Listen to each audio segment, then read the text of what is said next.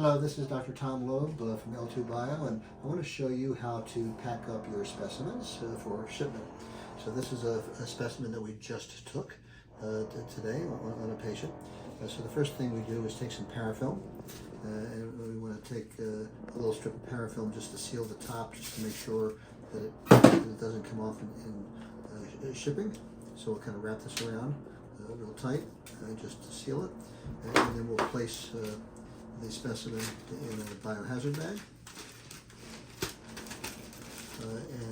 The specimen already has the patient's name and date of birth for identification, and the forms will have already been done. So we'll just kind of wrap this up, get the air out, so it sits nicely.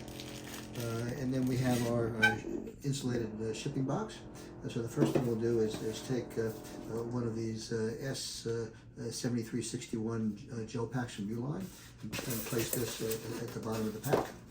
Then I usually place the specimen in, and we'll take some of the smaller 3-ounce gel packs, the S13376, and place these 2 or 3 around the specimen, depending on what fits.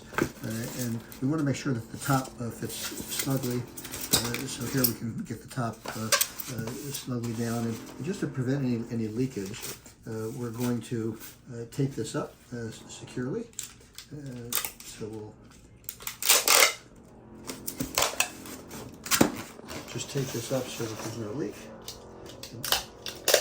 Do that in a couple spots. There we go, so that's nice and secure. And then we'll take the shipping box, just put it in the cardboard box, and we'll end up taping this down as well.